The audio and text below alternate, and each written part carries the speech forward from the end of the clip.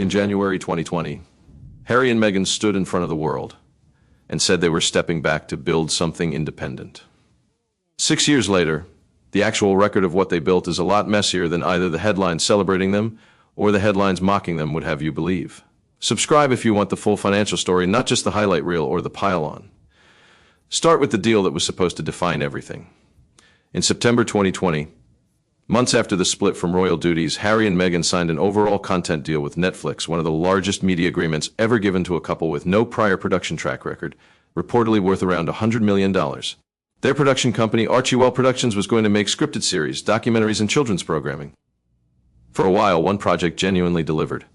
Harry and Meghan, the intimate 2022 documentary series covering their exit from royal life, became one of Netflix's most watched documentary releases ever by the streamer's own account. That was the high point.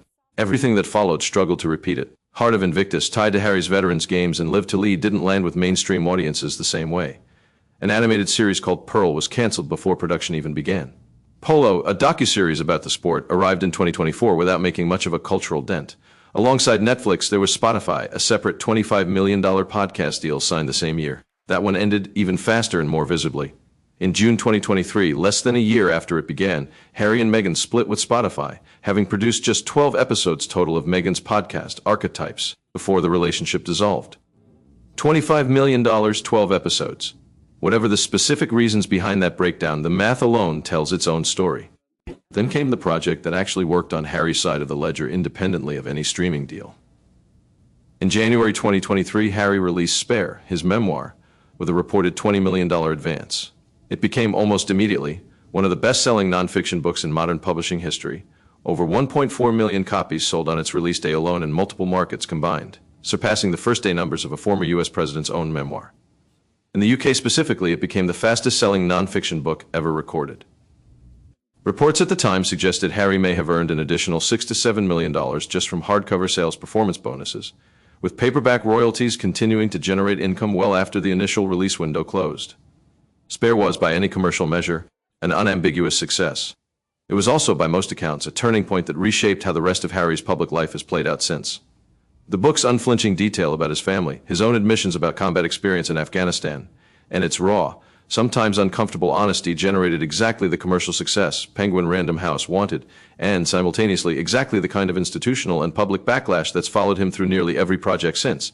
That backlash found a specific target in 2026, tied to Harry's longest-running independent project, the Invictus Games. Harry founded the Games in 2014, built around adaptive sports competition for wounded, injured, and sick servicemen and women. A genuinely personal project, connected to his own military service and, by his own account in Spare, tied directly to processing his own experience with PTSD. For over a decade, it stood apart from his other ventures as the one thing almost nobody disputed the sincerity of. This year, that changed somewhat. Retired Army veteran Colonel Tim Collins publicly criticized comments Harry made in Spare about his time in Afghanistan, calling them crass and accusing Harry of turning his military service into what Collins described as a money-making exercise. Separately, reports emerged this spring that Australia's national Invictus delegation was facing internal difficulties that could affect its ability to field a team for the 2027 Birmingham Games. The same games Harry personally returned to the UK this July to mark the one-year countdown for, appearing at events in Birmingham to promote it directly. Royal commentator Meredith Constant, speaking to Fox News Digital around that visit, made the case for the other side of this story clearly. Invictus, she argued, represents exactly the kind of asset the British royal family lost when Harry and Meghan stepped back. A genuinely impactful charitable initiative that continues succeeding specifically because Harry remained personally, visibly committed to it, independent of his royal status. Both of those things are true at once, which is what makes 2026 a genuinely complicated year for Harry's public project versus Meghan's. Because while Harry has spent this year defending Invictus and navigating renewed scrutiny over Spare's aftermath, Meghan's own independent path has, by most measures, been building real commercial momentum. With Love, Meghan, her Netflix lifestyle series, launched in March 2025 and led directly into, as ever, her consumer products brand, candles, jam, honey, wine, and home goods.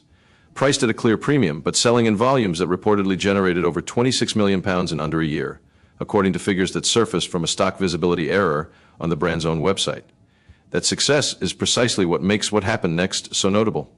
In August 2025, Archewell Productions announced an extended, multi-year first-look deal with Netflix, explicitly including as ever in the expanded partnership. On paper, that read as growth.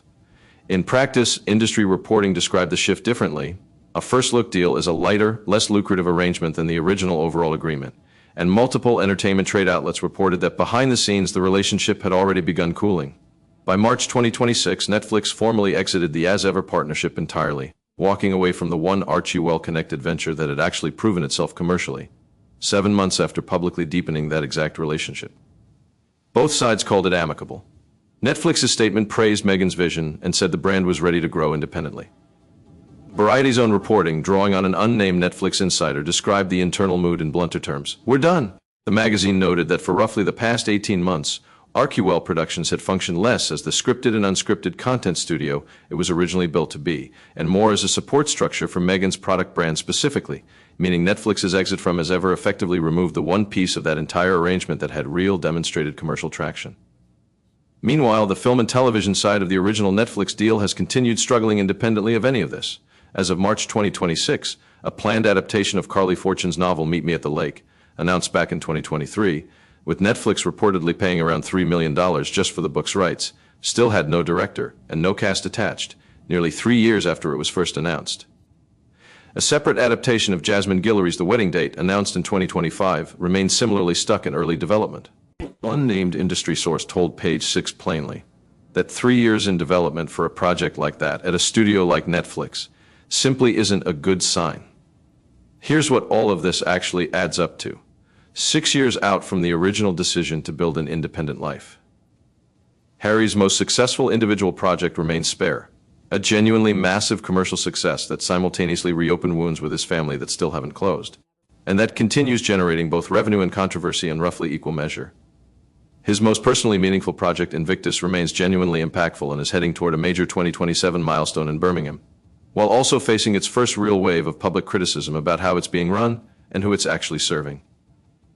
Meghan's independent ventures, meanwhile, have shown the clearest signs of standalone commercial viability of anything either of them has built since 2020, even as the specific partnership that helped fund and launch that success has now ended. None of this fits neatly into either the failed exile narrative or the thriving independent success narrative that tabloid coverage tends to force onto every update about the Sussexes. The real picture, built entirely from confirmed deals, confirmed sales figures, and confirmed statements from all sides involved, is a lot more mixed than either extreme, some genuine wins, several stalled or quietly abandoned projects, and a 6-year experiment in total independence that's still, by any honest measure, very much still being written. If you followed the Sussexes' business ventures since 2020, tell me in the comments, which of their projects do you think has actually succeeded on its own merits? I read every single one.